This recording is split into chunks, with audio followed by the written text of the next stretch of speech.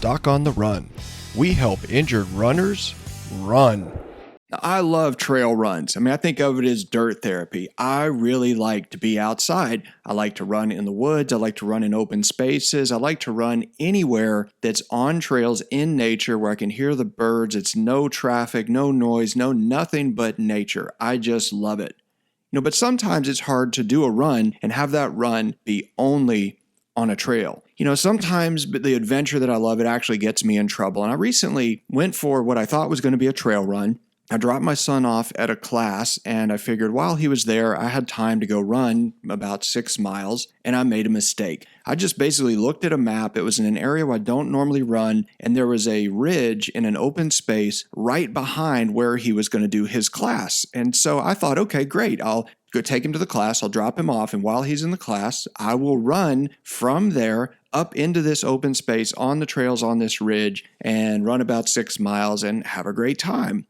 Well, that's where I made my mistake. So I didn't know the area. I just looked at a map and thought I could easily get there, and that wasn't at all the case. There was actually a canal that blocked where I was to the ridge, and I thought there would be some easy way to run across a bridge or a street where there was a bridge or something across the canal. It just wasn't the case. So I was wearing my Brooks Cascadias. Now, those are shoes I like, but they're great for trails, but they're not great for hard surfaces because I have a pretty stable foot type that running on pavement in Brooks Cascadias, I think applies a lot of force that might be too much force for me. So they are basically, the Brooks Cascadia is one of my favorite shoes when it's sandy, muddy, soft dirt, any of that. But on hard surfaces, they're too hard for me. So I took off, and then I realized about halfway through this run when I had to zigzag around, and I ended up on a trail, but it wasn't a trail. It was a paved jogging path where there were lots of people riding their bikes. There were lots of people running, but it was asphalt, not dirt. And I realized this is not great. If there's a way to get a stress fracture, this would be one way, is running in shoes that are too stiff for the surface you have chosen. And that's what this episode is about. I was running 6 miles on sidewalks, asphalt, jogging trails, and all that sort of stuff when I thought I was going to be running on a trail up on a ridge in an open space preserve. I made a mistake and ended up having to run on these trails just because I didn't know where I was. And that happens sometimes. But I also realized while I was on that run that this happens a lot, that you can't always run a trail run on just a trail. So it ends up being a mixed trail run. And what I mean by that is that you have some pavement, some asphalt, some road or whatever that you have to run on in order to get to the actual trail part. And that's how runners get in trouble. I also thought about this while I was on the run because I'd done a virtual doctor visit with a guy who had gotten injured because primarily he was running on mixed trail runs, and the shoes he was using were really inappropriate for a large portion of the run because the actual trail part was a very small proportion of the run, but he was running from San Francisco to the Marin Headlands across the Golden Gate Bridge, and it's a long way. And he was wearing his trail running shoes. So most of the run wasn't really on trails. It was on asphalt or concrete. And that led to an overtraining injury for him. But that was actually preventable. If he'd been running in shoes that were softer, that were more appropriate for that mixed run, he would have been better off. So I thought we should talk about that today, just so you can understand a little bit more about the risk you may be incurring when you run in the wrong kind of shoes for that mixture of trail and road, or different types of trails even that could be a mixed trail run in terms of the surfaces being mixed. So the surfaces that you have to think of are they hard, soft, or loose? And loose surfaces like soft gravel and sand and grass are all really soft because they're moving underneath you. But hard surfaces, of course, are things like concrete, asphalt, and in the middle of summer in California, many of the trails that are normally wet in the winter, they just turn into these hard-packed, baked surfaces that can be extremely rigid and frankly just as hard as concrete when you're running on them. So you have to think about where you're running, and then you have to choose shoes that are actually appropriate for that run. For example, two of my favorite trail shoes that I run in are the Brooks Cascadia, which is fairly stiff. It really isn't that absorptive in terms of forces.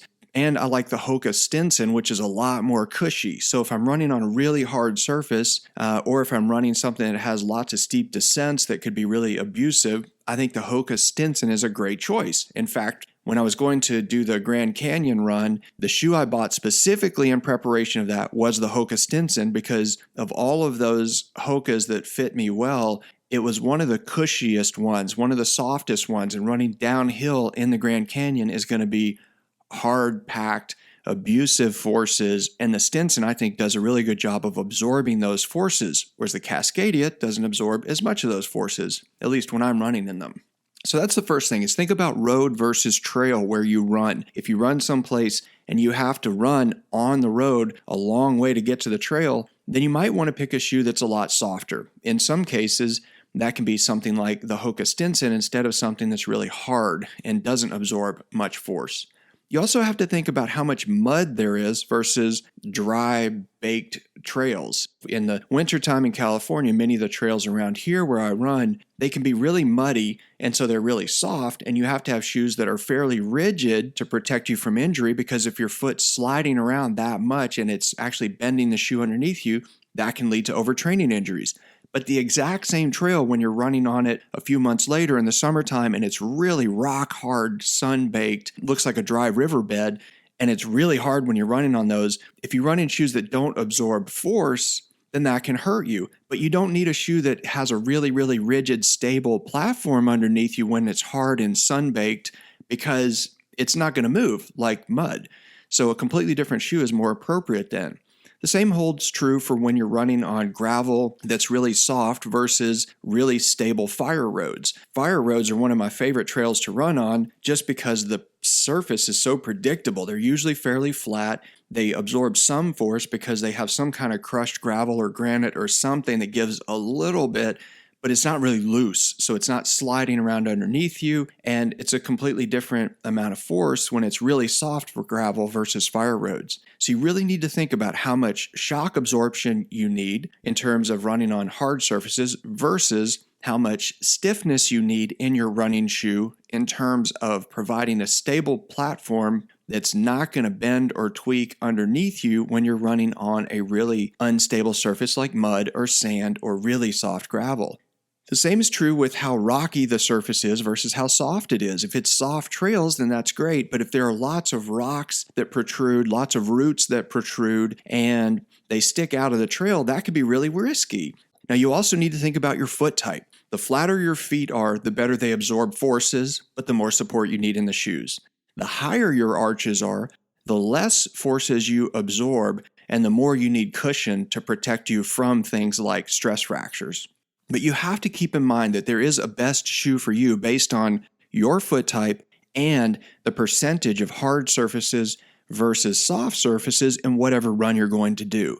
But you have to keep in mind that you don't always need trail shoes for a trail run.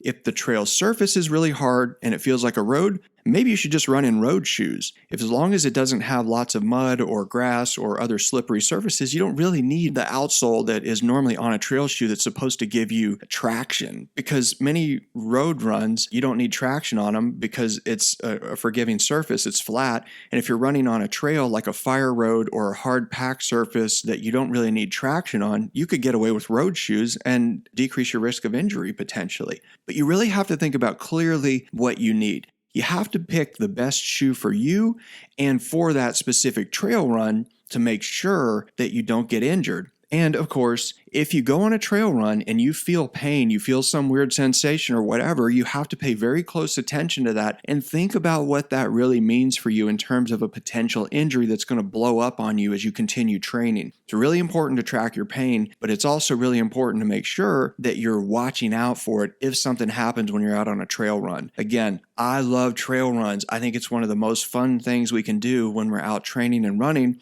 but it is a little bit risky, so you have to pay attention to any pain you feel when you're out on a trail run. But remember, there is a best combination of shoes and surfaces for you, and it often changes based on how hard the surface is or how soft it is, and you really need to think about that whenever you're out for a run.